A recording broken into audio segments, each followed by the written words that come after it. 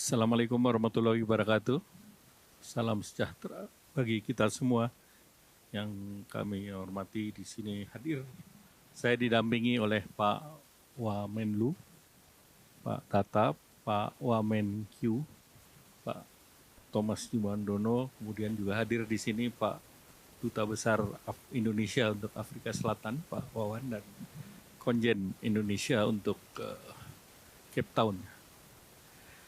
Bapak Ibu yang teman-teman media cetak, media elektronik, hari ini tanggal 22 November Bapak Wakil Presiden telah menghadiri rangkaian hari pertama daripada KTT G20 di Johannesburg, Afrika Selatan. KTT ini bersejarah karena pertama kali diadakan di benua Afrika di bawah presidensi Afrika Selatan. Sejumlah 37 kepala negara dan kepala pemerintahan hadir dan serta sejumlah pimpinan organisasi internasional termasuk Sekjen PBB, kemudian juga dari IMF dan World Bank, beserta berbagai institusi lainnya. Presiden Afrika Selatan kepemimpinannya mengambil tema Solidarity, Equality, dan Sustainability. Dan ini menandai berakhirnya estafet kepemimpinan Global South di G20 yang dimulai dari kepemimpinan Indonesia di tahun 2022, dilanjutkan oleh India, Brasil, dan tahun ini Afrika Selatan. Dengan demikian seluruh negara KTT G20 ini telah menuntaskan perannya sebagai tuan rumah dan berkontribusi nyata terhadap keberlanjutan forum G20. Bapak Presiden pada hari ini mengikuti dua sesi, yaitu sesi pertama tadi topiknya terkait dengan ekonomi inklusif dan berkelanjutan serta pembiayaan pembangunan. Sedangkan di sesi kedua dibahas topik mengenai pengurangan resiko bencana, perubahan iklim, transisi energi, dan sistem pangan. Dalam pidatonya, Bapak Wakil Presiden menyampaikan beberapa poin penting. Yang pertama, pertumbuhan perekonomian global harus kuat, adil, dan inklusif dengan pembiayaan internasional yang mudah diakses, dapat diprediksi, setara khususnya bagi negara-negara berkembang. Upaya-upaya ini dapat dilakukan dengan berbagai cara, antara lain penghapusan utang, mekanisme pembiayaan yang inovatif, pembiayaan campuran, dan transisi hijau. Bapak Presiden juga menyampaikan salah satu contoh solusi digital sederhana yang dilakukan Indonesia dan berbiaya rendah. Itu salah satunya QR, dan QR ini diadopsi oleh berbagai negara di ASEAN, bahkan negara lain di Jepang maupun di Korea.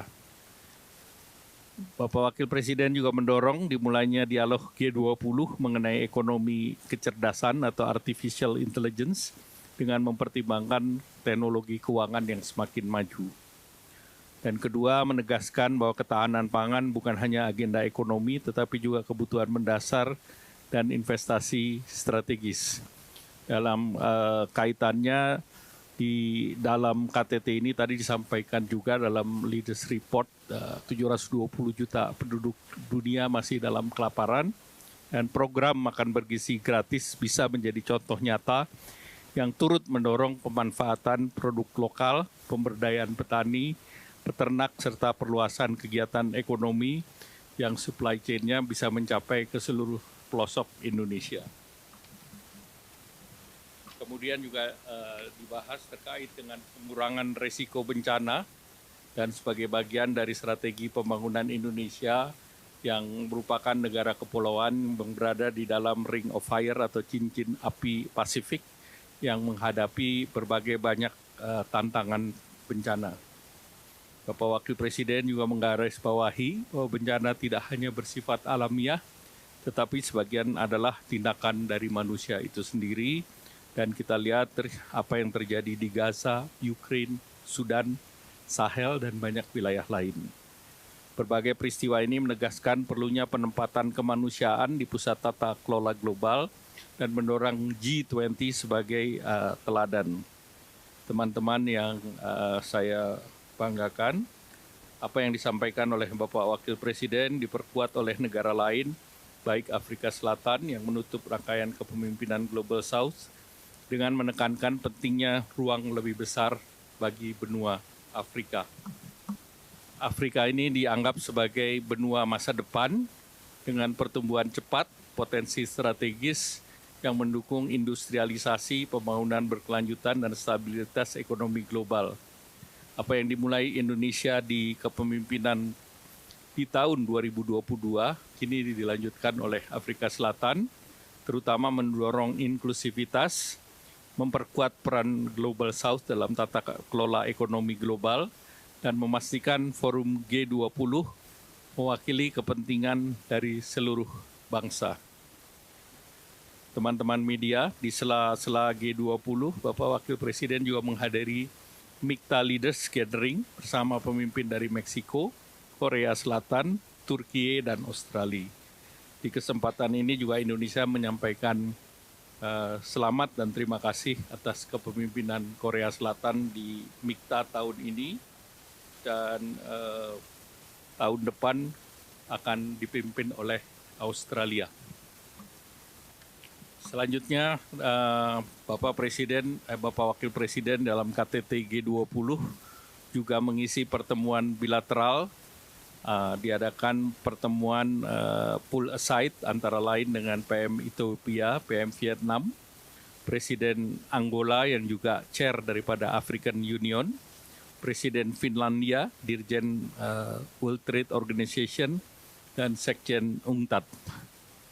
Demikian yang dapat saya sampaikan, dan besok masih ada satu sesi lagi yang akan dihadiri oleh Bapak Wakil Presiden. Selanjutnya silakan Pak Wamenlu. Terima kasih Pak Menko. Ini hanya menambahkan bahwa seperti tadi yang disampaikan Pak Menko, bahwa ini KTT G20 di Afrika Selatan menutup rangkaian kepemimpinan negara-negara berkembang dari Global South.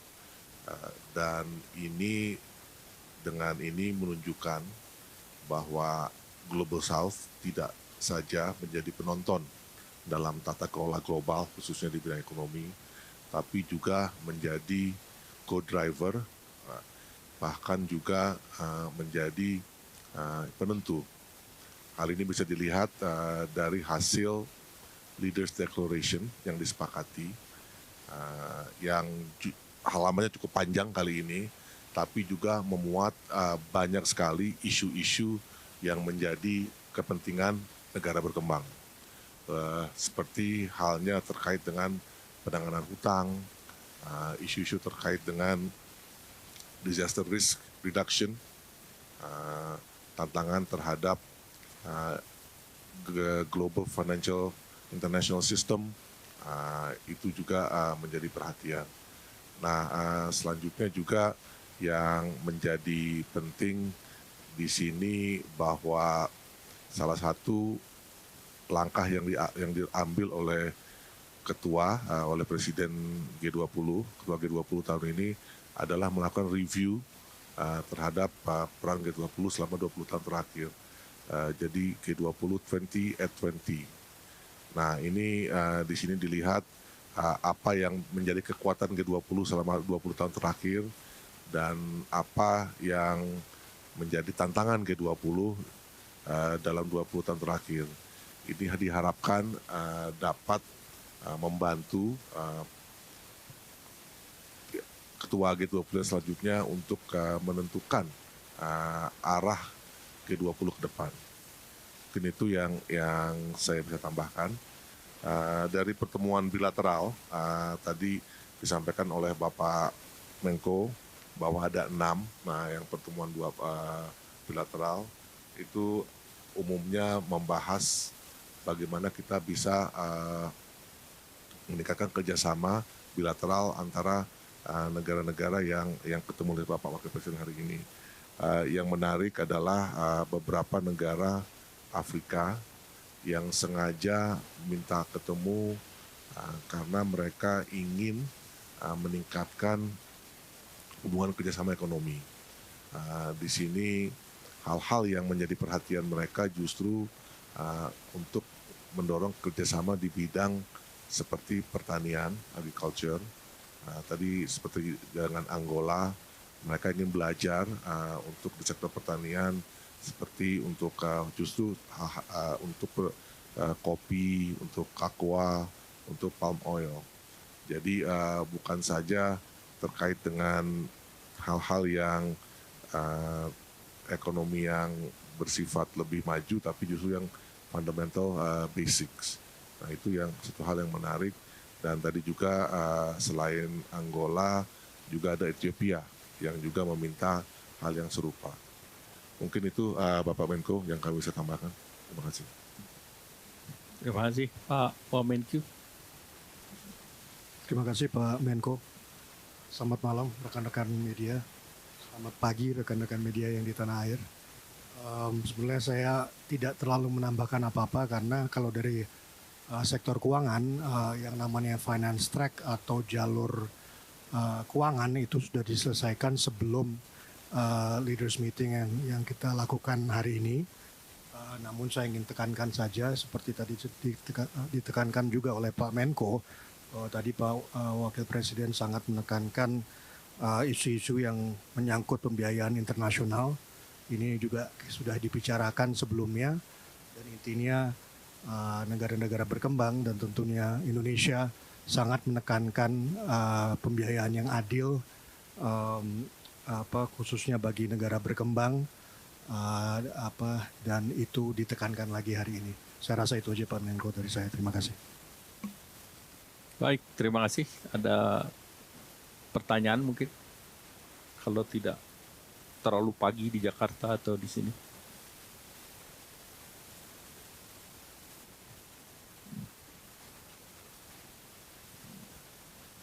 Ya, pertama terkait dengan pertemuan bilateral tadi baik dari Angola maupun Ethiopia itu menyatakan keinginan untuk berkunjung ke Indonesia dan tadi disampaikan mungkin pada kesempatan pertama di tahun depan mereka ingin berkunjung ke Indonesia dan tadi karena sudah ada minat mereka untuk sektor tertentu termasuk pertanian. Tadi kami sampaikan bahwa nanti menteri terkait kami akan sampaikan kepada Bapak Presiden untuk bisa berkunjung lebih dulu agar bisa memperdalam keinginan kerjasama berbagai negara. Salah satunya kalau di Ethiopia beberapa investor Indonesia sudah masuk di sana 5-6 perusahaan dan tentunya mereka juga membutuhkan support dari Indonesia terutama untuk di sektor agriculture dan juga sektor-sektor yang mereka sangat butuhkan yaitu derivatif daripada kelapa sawit. Nah, dan negara lain yang seperti Finlandia, kita tahu itu negara dengan teknologi tinggi, mereka berminat untuk masuk di dalam data center dan juga untuk yang terkait dengan telekomunikasi. Kemudian juga beberapa negara lain juga menginginkan agar kerjasama dengan Indonesia untuk terus ditingkatkan, terutama dari segi ekonomi. Kemarin ada MOU sudah dilaksanakan antara PT Dahana dan Rain Metal tentang kerjasama dan pendirian fasilitas untuk bahan peledak, namun teknisnya nanti akan diteliti. Kemudian juga ada di Hulu Migas dengan perkiraan investasi sebesar 2,6 miliar. Namun ini masih tahap lanjutan, baik Pertamina dengan mitranya. Sementara mungkin itu. Masih ada lagi? Cukup ya? Terima kasih. Selamat malam dan selamat pagi.